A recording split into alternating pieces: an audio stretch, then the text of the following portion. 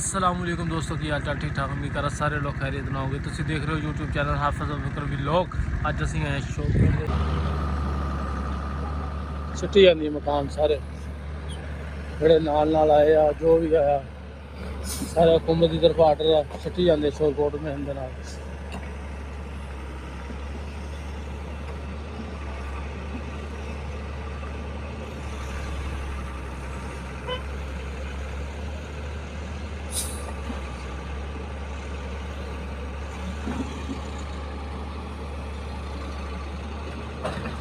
हो गई हर शे। चलो जी इन्नी गल है। गरीबा ने पता किन्ने पैसे ला के बनाया इन्होंने मिनट च ढाता है। हो रहा निजाम जी आ काम हो रहा देख लो ढाई जाती सारे मकान।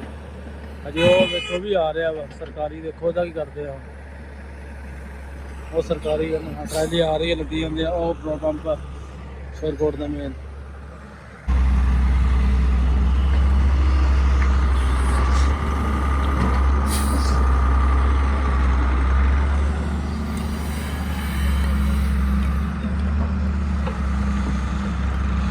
शोरकोट का मेन रोड है नहीं ये नाल डबल रोड बनाया तो साइडा सूडा जी सारी सड़क जितने भी है जो भी मकान मकून आए सारे ढाकते हैं।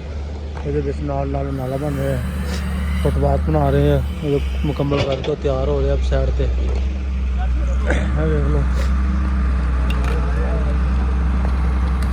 पट्टी जा रहे हैं कड्डी जा रहे हैं ढाई जा रहे हैं सारे मकान मकून चकते हैं। कोई शै नहीं छड़ी जी वार्निंग देती है चक ले जी शै ना चुकी वो जाती लगनी है। वेख लो थोड़े सामने है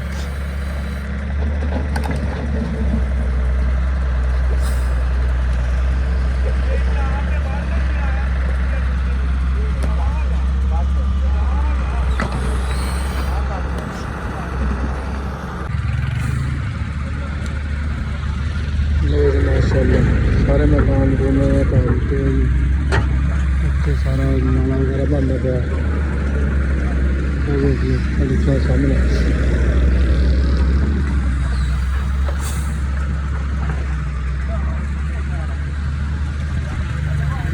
फिर तुम क्रेन वाला लोग बना के दिखावे वो पिछले मकान देखो कितना लखन का खर्चा होया सी सारे ढाकते इन्होंने सोसाइटी वाले ने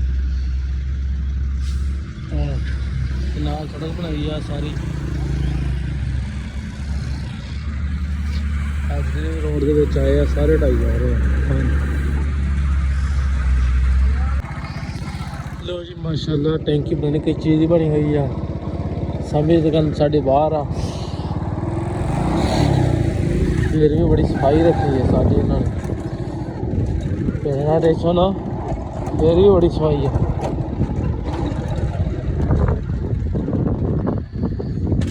देख लो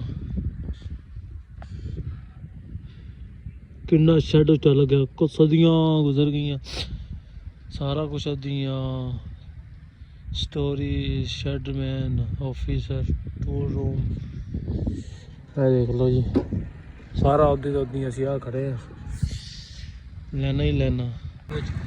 देखो जी शोरकोट इतने जनाब जी रेलवे लाइन ते खड़े हैं रेलवे लाइन ते फाटक ते इधर साइड से क्रॉस होंदा है वेख लो पुराना जोड़ा हाँ दूसरा सीगा की कहते हैं होंदा वा ओ यार की कहते होंदे आ अच्छा जी आहो जो भी होंदा आप ही समझ लियो मैनू समझ नहीं आती की इतने खड़े हैं असीं उस्ताद जी असीं जाना इधर बाहर शहर तुहानूं मैं कहीं भी दिखा दूँ पुराना स्टेशन